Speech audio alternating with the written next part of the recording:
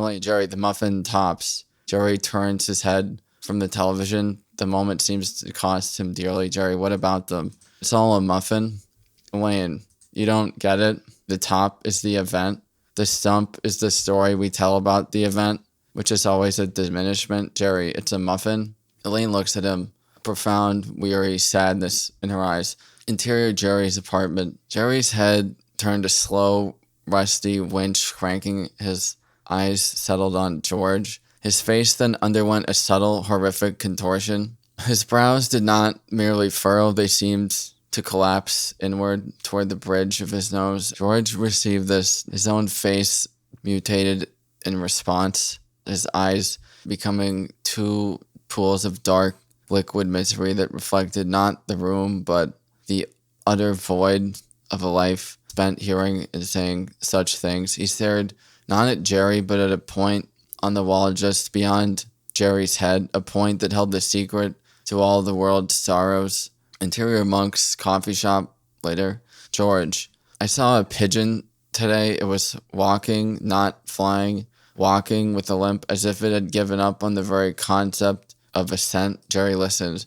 His face began to perform a slow, silent ballet of anguish. His eyes drifted shut, then fluttered open as if he were trying to blink away the image, but found it burned onto his retinas. George, I've decided to stop blinking voluntarily to see what happens, to assert a dominance over the autonomic. Jerry slowly turned his head. His eyes met George's. His mouth softened into a grimace of such pure, unadulterated pity that it seemed to suck all the hope from the room. He wasn't looking at George, he was looking through him, at the billions of years of evolutionary misfortune that had led to this moment, this man, this thought. It was a look that said, I understand your rebellion and I mourn for the universe that must bear witness to it. He held the look, seconds pooled into minutes. His features collapsed inward like a building whose internal supports had finally gratefully given way. Interior operating theater.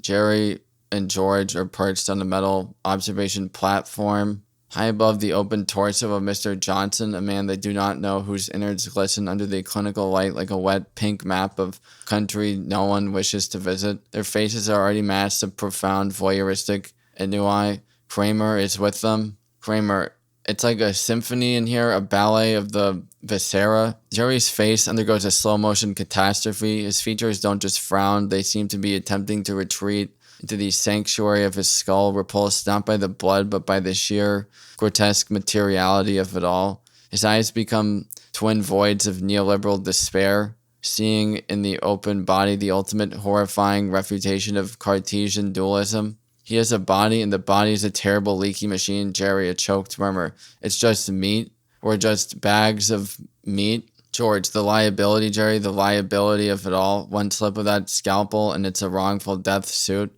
a civil action that could stretch into the next fiscal year. Kramer, with this sudden spastic motion reminiscent of a dying starfish, jostles George's elbow. The box flies from George's hand. A single perfect junior mint escapes. It tumbles end over end, a tiny chocolate and peppermint satellite of doom, before landing with the soft, almost inaudible plip directly into Mr. Johnson's exposed pancreas. George's face undergoes a complete systemic collapse. His eyes widen into perfect circles of pure, unadulterated terror. His mouth drops open not to scream, but to form a silent black O of absolute financial and spiritual ruin. It is the face of a man who has just seen his entire future of modest, manageable misery, vanish, replaced by a bottomless chasm of litigation. Jerry's face contorts into a grimace of existential nausea. The heart monitor, which had been beeping with bland, mechanical regularity, lets out a long, flatline tone, a sound that is the auditory equivalent of the void, a beat of pure, horrifying silence. The head surgeon looks up from the now still body and directly at the observation window. Surgeon, voice cold enough to freeze time. You with the candy, you've just murdered a man. His family will own your houses, your cars, your pathetic little lives. You will be sued into a state of non-being.